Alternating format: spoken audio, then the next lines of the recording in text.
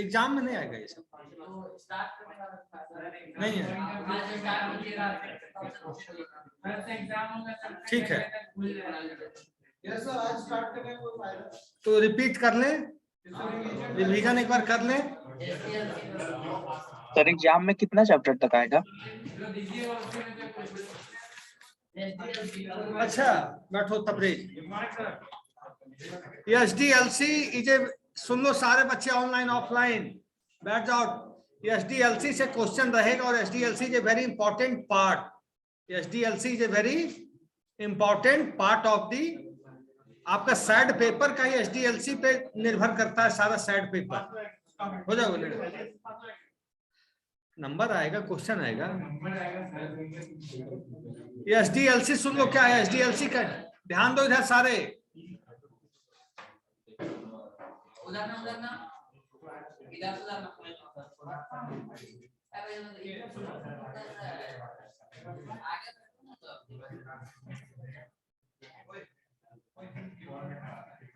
एक चीज बताओ तुम लोग, पहले सुन लो। SDLC contains 7 phases.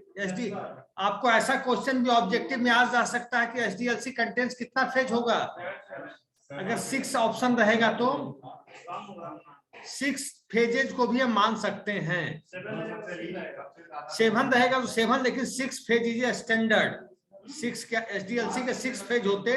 Post implementation तो वो होते, अच्छा मैं मेंटेनेंस को, तो SDLC कंटेंट 6 फेज को करता है। कितने फेज को सर? और 6 और 7 दोनों ऑप्शन है तो SDLC कंटेन्स 6 फेजेज। SDLC में क्या होता है, पहला चीज होता है कि requirement analysis, recognisation of need, preliminary analysis. Preliminary मतलब प्रारंभिक analysis, requirement analysis, requirement gathering. ये किस स्टेज में होगा, फर्स्ट स्टेज में। सुन लो क्या नाम है काले वाले का, रवि उत्तम। पहला में क्या होगा, requirement analysis, requirement gathering, what is recognisation, what is need, ये क्या होगा, रिक्वायरमेंट एनालिसिस। सेकेंड क्या होगा, फिजिबिलिटी स्टडी। फिजिबिलिटी स्टडी के टाइप्स क्या क्या होते हैं, टेक्निकल, इकोनॉमिकल, बिहेवियरल, लीगल, ये फिजिबिलिटी स्टडी होता है। फर्स्ट पॉइंट में क्या करते हैं रिक्वायरमेंट ऑफ एनालिसिस में, कि हम जो नया सिस्टम बनाने जा रहे हैं, whatever we are going to develop a new system, what are the, क्या यूज होगा, क्या सॉफ्टवेयर की जरूरत पड़ेगी, और पुराने सिस्टम में जो ड्रॉबैक था, हम नया सिस्टम क्यों बनाते हैं, नया इन्वेंशन क्यों करते हैं, कि whatever we want to change into the new system, क्या हम बदल सकते हैं, क्या हम बदल सकते हैं। जैसे ये लैपटॉप है और इससे भी एडवांस आएगा, उससे भी एडवांस आएगा, उससे भी एडवांस आएगा, तो क्या होगा, फीचर्स ऐड होते हुए चला जाएगा अपकमिंग न्यू टेक्नोलॉजी में, होगा कि नहीं। तो पहला हो गया recognisation of need, what is need, preliminary investigation, प्रारंभिक इन्वेस्टिगेशन जिसको बोलते हैं preliminary investigation, requirement specification, requirement gathering, जो भी आप कह लो। सेकेंड हुआ फिजिबिलिटी स्टडी। फिजिबिलिटी स्टडी में हम क्या करते कि सारा पैरामीटर पे देखते कि इकोनॉमिकली ये सॉफ्टवेयर सही है या नहीं है। कंपनी ने ऑर्डर लिया 100 रुपया में बनाने का, उसको खर्च हो गया बनाने में 200 रुपीज, कॉस्ट बेनिफिट होता फिजिबिलिटी में। टेक्निकली जो टेक्निकल आपका एप्लीकेशन है, दैट इज साउंड और नॉट। टेक्निकली साउंड का मतलब,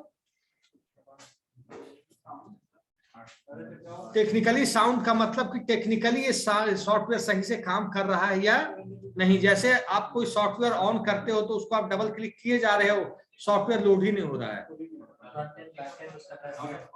तो उस एप्लीकेशन का टेक्निकली फ्रंट एंड सही है कि नहीं, बैक एंड सही है कि नहीं, डेटाबेस सही है कि नहीं, लुक एंड फील सही है कि नहीं, वैलिडेशन सही है कि नहीं, वेरिफिकेशन सही है कि नहीं, ऑथेंटिकेशन सही है कि नहीं, सब किस में आता है? टेक्निकल फिजिबिलिटी में, टेक्निकली ये सही काम कर रहा है या नहीं। अब हुआ बिहेवियरल। बिहेवियरल से क्या समझते हैं? करना है फिर उसमें प्रोसेस कर रहा है वो उसके अनुसार कर रहा है या नहीं कर रहा है। बिहेवियर का मतलब कि उसकी कैरेक्टरिस्टिक्स, उसका ऑब्जेक्टिव्स, उसके अप्रोच, सॉफ्टवेयर का अप्रोच सही है या नहीं है। जैसे आप व्हाट्सएप में किसी को मैसेज भेजें और मैसेज नहीं पहुंचे टाइम पे, जो काम 2 सेकंड में होना चाहिए उसमें लगा दे 10 मिनट, तो क्या समझे? Software is not up to mark. आप वीडियो कॉल कहीं किए, वीडियो कॉल हो रहा है, जहां सिग्नल होते हुए वीडियो कॉल कनेक्ट नहीं हो पा रहा है, तो क्या है? सॉफ्टवेयर का बिहेवियर सही नहीं है। तो टेक्निकली हो गया, इकोनॉमिकली हो गया, बिहेवियरल हो गया, लीगल हो गया। लीगल का मतलब whatever the data you are using is from the right place or not, from the right source or not। एक आपका फोन नंबर किसी ने, आपके क्लास का बच्चा ने दिया, एक किसी चोर से लिया गया, तो क्या होगा? लीगल, यानी आप जो लीगल डेटा यूज कर रहे हैं या नहीं, लीगल और illegal, cost benefit. Third point आएगा analysis. Analysis, copyright analysis. Analysis क्या हुआ? Online students, online student feasibility study का एनालिसिस सेक्शन क्या करता है?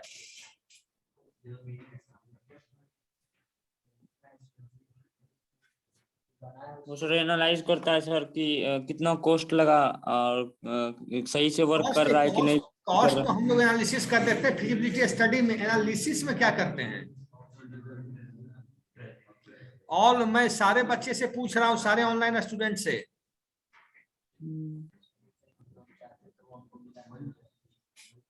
कुछ चेक करना जरूरी नहीं।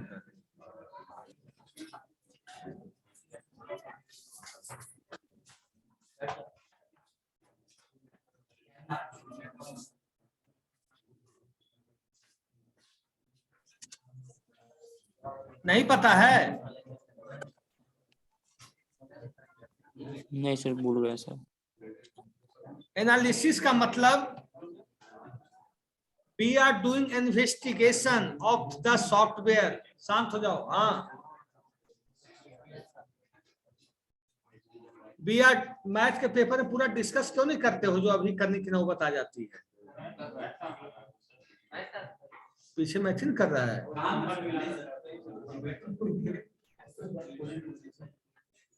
तो एनालिसिस का क्या मतलब हुआ? हम लोग उस सॉफ्टवेयर के बारे में, जो सॉफ्टवेयर पुराना है, जो एग्जिस्टिंग सॉफ्टवेयर है और कैंडिडेट सॉफ्टवेयर, एग्जिस्टिंग सॉफ्टवेयर के बारे में सारा एनालिसिस करते हैं।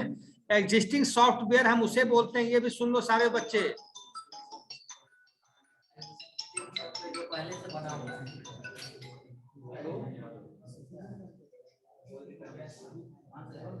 बोलो।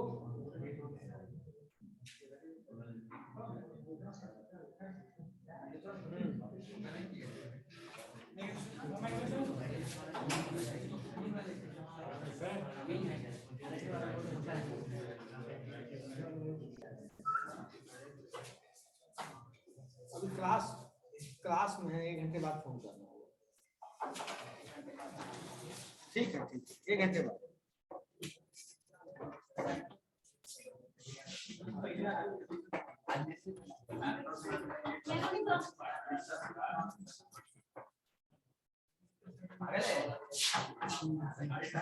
तो एनालिसिस में क्या करते हैं हम लोग? एग्जिस्टिंग सॉफ्टवेयर का पूरा एनालिसिस करते हैं। ये क्लास आते ऐसे ही। एग्जिस्टिंग सॉफ्टवेयर के लिए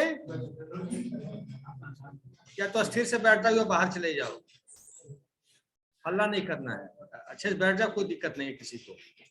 एग्जिस्टिंग सॉफ्टवेयर का मतलब जो सॉफ्टवेयर एग्जिस्ट है, एनालिसिस में क्या करते हैं उसके बारे में जो शॉर्टकमिंग्स है, जो भी ड्रॉबैक है। एग्जिस्टिंग सॉफ्टवेयर का मतलब जो सॉफ्टवेयर अभी चल रहा है, दो software which are currently working is called existing software. जो सॉफ्टवेयर हम बनाने जा रहे हैं, जो सॉफ्टवेयर हम डेवलप करने जा रहे हैं उसको हम लोग बोलते हैं कैंडिडेट सॉफ्टवेयर या न्यू सॉफ्टवेयर या न्यूली सॉफ्टवेयर। तो एनालिसिस में ही करेंगे कि जो पुराना सॉफ्टवेयर है, जो एग्जिस्टिंग सॉफ्टवेयर है, उसके बारे में डिटेल्ड रूप से उसके स्पेसिफिकेशन को पढ़ना, उसके जनरलाइजेशन पार्ट को पढ़ना, उसके कोडिंग सेक्शन को देखना, उसके टेस्टिंग सेक्शन को देखना, हर चीज को एनालिसिस करना कि कमी कहाँ है और उस कमी को हम न्यू सॉफ्टवेयर बनाएंगे तो कैसे हम उसको दूर करेंगे। पूरा एनालिसिस होगा, एक एक डेटा का, एक एक इनपुट का, एक एक आउटपुट का, एक एक प्रोसीजर का, एक एक फंक्शन का, एक एक मेथड का, एक एक चीज की एनालिसिस होती है एनालिसिस सेक्शन में। एनालिसिस के बाद क्या होता है फिर? डिजाइनिंग। डिजाइनिंग सेक्शन क्या होता है? डिजाइनिंग सेक्शन में क्या करते हैं हम लोग? पेन और पेपर पे डिजाइन को ड्रॉ करते हैं। हाँ, लास्ट बेंच। पेज नंबर नहीं है। हाँ, डिजाइन में क्या करते हैं कि हम लोग सबको पेन पेपर पे डिजाइन तैयार करते हैं। जैसे मकान का मैप होता है, वो क्या होता है? मकान का डिजाइनिंग सेक्शन होता है। कोई ब्रिज का मैप होता है, वो क्या होता है? ब्रिज का डिजाइन सेक्शन होता है कि ब्रिज ऐसे डेवलप करेगा। तो डिजाइन सेक्शन क्या होता है? ओवरऑल सॉफ्टवेयर का प्रोटोटाइप कह सकते हैं, प्रोटोटाइप तैयार होता है कि जो सॉफ्टवेयर बनेगा वो इस टाइप का होगा, उसकी ऐसे होगी। ठीक है, डिजाइन होता है नॉर्मल डिजाइन, एक होता है डिटेल्ड डिजाइन। डिटेल्ड डिजाइन हम उसको बोलते हैं जो पूरे कंप्यूटर पे आ जाता है कि डेटा इस टेक्स्ट बॉक्स से कहाँ जाएगा, इस सबमिट बटन हम करेंगे तो डेटा कहाँ जाएगा। That is part of design. ठीक है, नेक्स्ट हुआ कोडिंग। कोडिंग में क्या होता है? कोडिंग क्या होता है?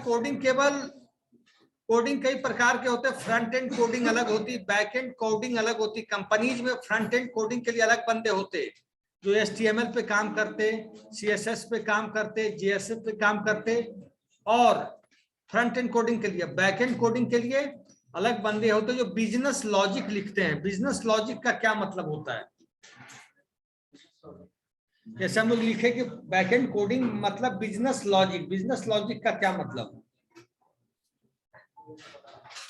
आपके पास कोई फॉर्म भर रहे हो आप, उसमें आया कि 28 स्टेट इंडिया का रहा है। 28 स्टेट में आपने चुना बिहार, आपने डिस्ट्रिक्ट चुना मुजफ्फरपुर, आपने विलेज चुना। तो वो जो आप चुनते हो, जो आप सेलेक्ट करते हो, क्या 28 स्टेट दिखता है जब फॉर्म सबमिट करते हो आप? तब केवल बिहार दिखता है? नहीं, जब सेलेक्ट कर लेते हो तब तो जो इसके लिए कोडिंग होती है, जो कंडीशनल कोडिंग होती है, जो ड्रॉप डाउन बॉक्स की कोडिंग होती है, जिसे हम लोग लिखते हैं जेंडर, मेल और फीमेल। मेल पे सेलेक्ट किए तो मेल को सेलेक्ट करके आगे बढ़ेगा, फीमेल को सिलेक्ट किए तो फीमेल को आगे करके बढ़ेगा।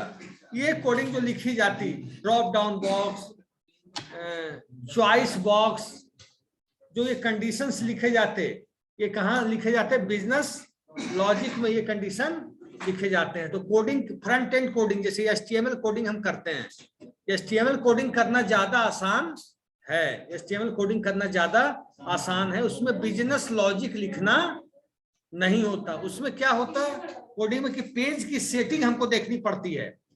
जो हम लोग इंटरफेस की कोडिंग करते हैं उसमें पेज की सेटिंग हमें देखनी पड़ती है कि नेम कितना स्पेस लेगा, नेम का लेवल, नेम का जो टेक्स्ट बॉक्स है, टेक्स्ट बॉक्स हम कितना बढ़ाएं कि उतना डेटा एक्सेप्ट हो जाए, टेक्स्ट लेवल कितना हो, सबमिट बटन हो कैसा हो। तो सबको हम लोग HTML कोडिंग, तो फ्रंट एंड कोडिंग करते, उसमें लुक एंड फील भी देखना पड़ता, डिजाइनिंग की सेक्शन को भी देखना पड़ता।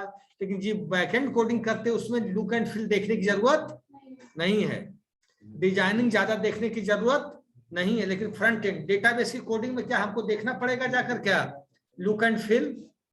डेटाबेस की कोडिंग में लुक एंड फील देखने की जरूरत नहीं पड़ेगी। क्या देखने की जरूरत पड़ेगी?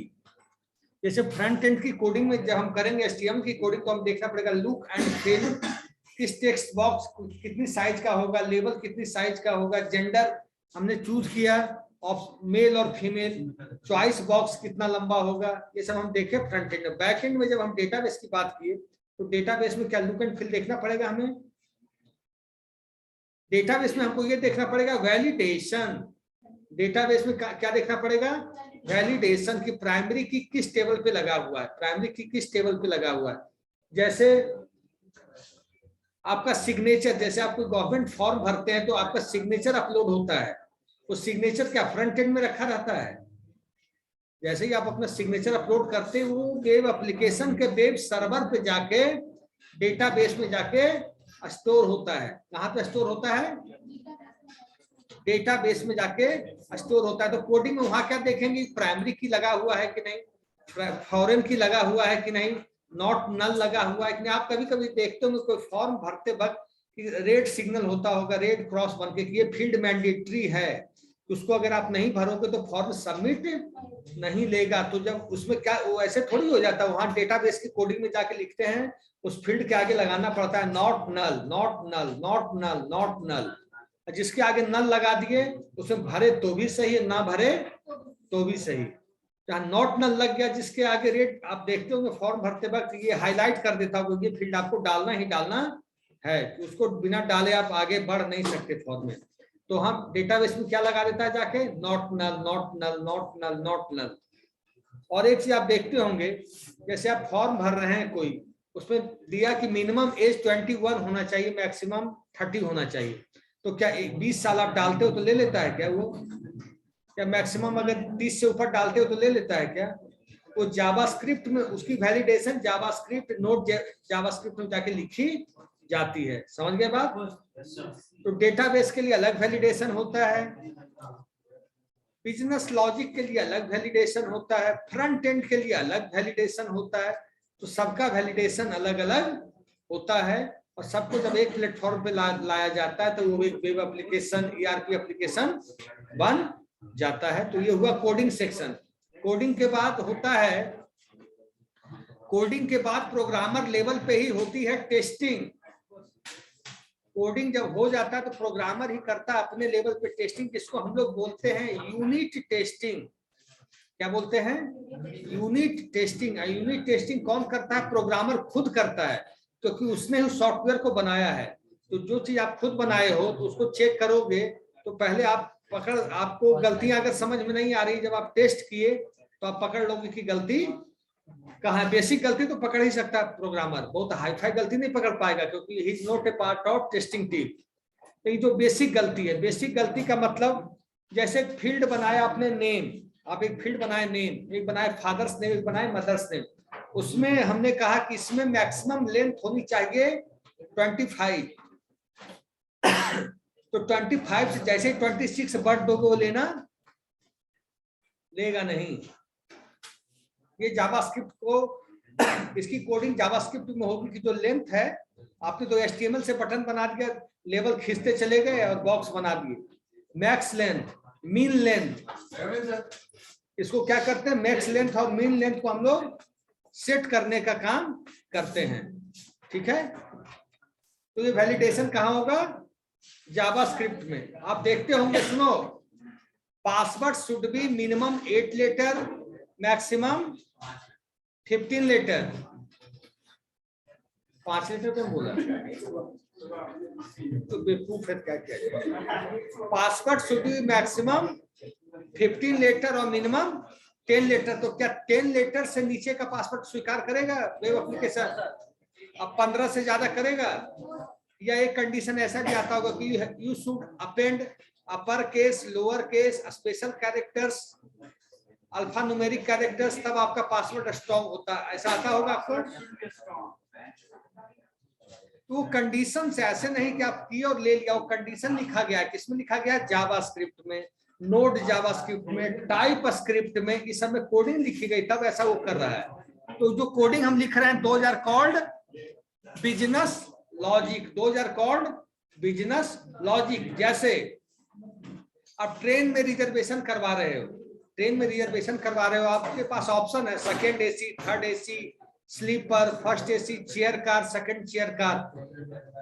आपको जाना है पटना से बनारस, तो आप सबको सेलेक्ट करते हो, लेकिन क्या जिसको सेलेक्ट करते हो टिकट उसी का कटता है कि सबका कट जाता है?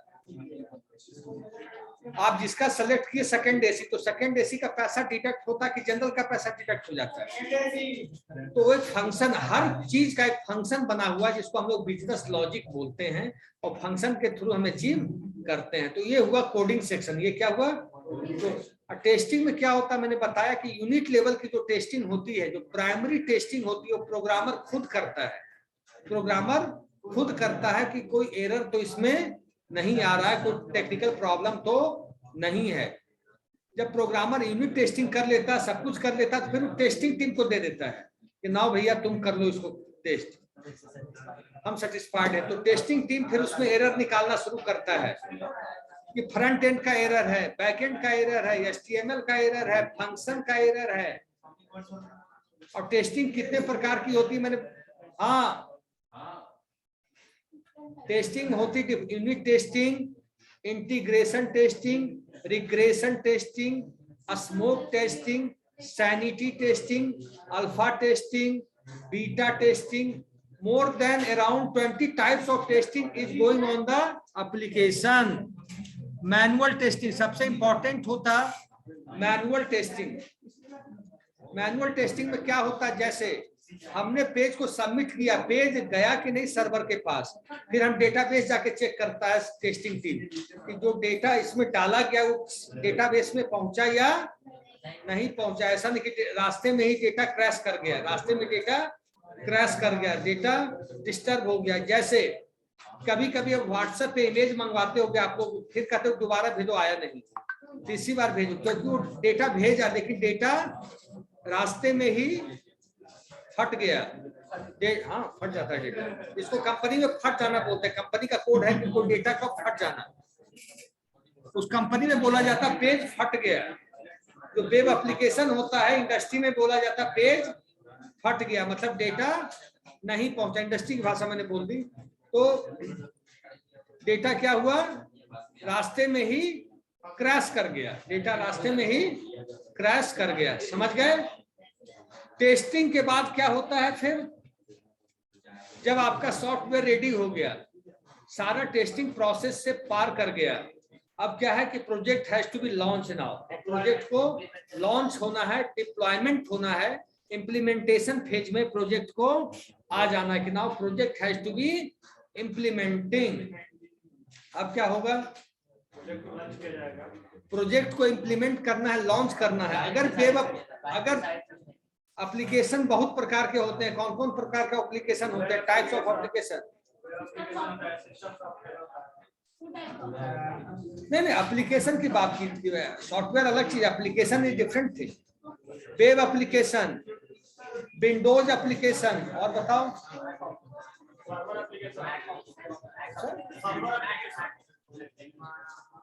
टाइप्स ऑफ एप्लीकेशन तो बताइए आप लोग।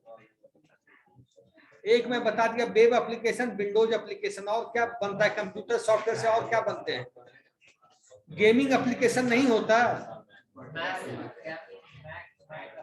इंटरटेनमेंट एप्लीकेशन नहीं होता, और क्या होता? फिर यह सर किए जा रहे हो।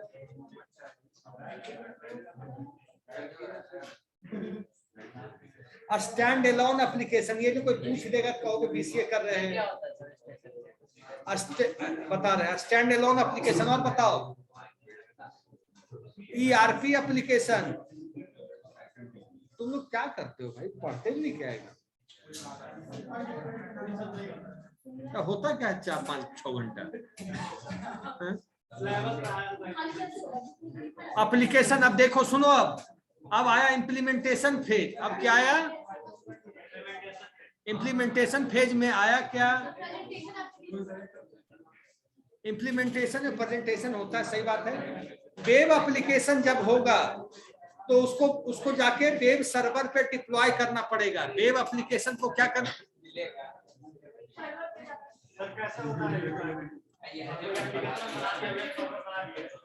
वेब सर्वर आप नहीं बना सकते। वेबसाइट बना दिया, आप गए, कंपनी जो स्पेस ले रखा है वेब में, उसका वो पे करता है, दे आर पेइंग। आप भी खरीद सकते हैं, ये भी आप खरीद के बेच सकते हैं। तो सब लोग स्पेस ले लिए, फिर आप गए कि हमें इतना स्पेस चाहिए, तो आपको स्पेस का उतना पैसा एनुअली किराया देना गुड आइडिया बहुत है। तो और उस पर क्या किए, फिर जाके अपना एप्लीकेशन को आप लॉन्च किए, वो आपको एक प्लेटफॉर्म प्रोवाइड करवाया कि उस पर जाके एप्लीकेशन को आपने लॉन्च कर दिया, फिर वो एप्लीकेशन वर्ल्ड वाइड चलने लगा। विंडोज एप्लीकेशन है या स्टैंड एलोन एप्लीकेशन है।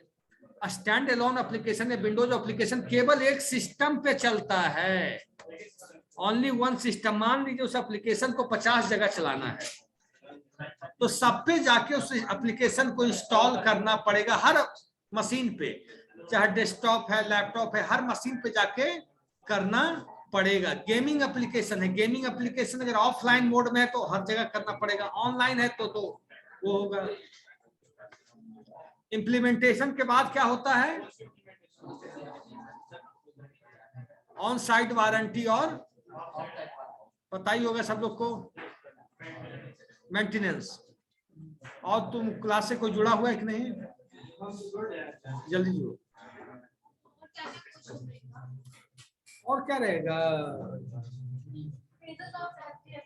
फेजेस तो रहेगा ही, एसडीएलसी का ये क्या। हाँ तो नहीं क्वेश्चन के हिसाब से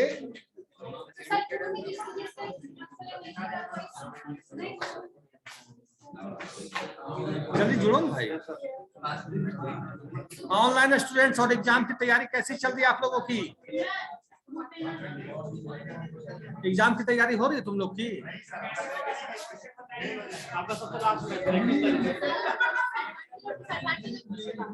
जल्दी हुए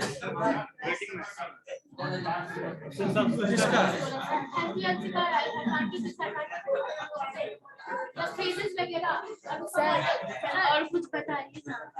सिस्टम क्या है ये सब हो गया ना?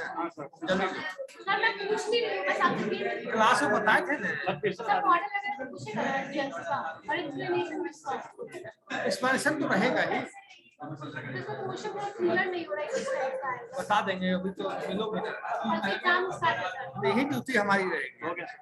सर, लेकिन हमारी क्लास तो नहीं रहेगी ना।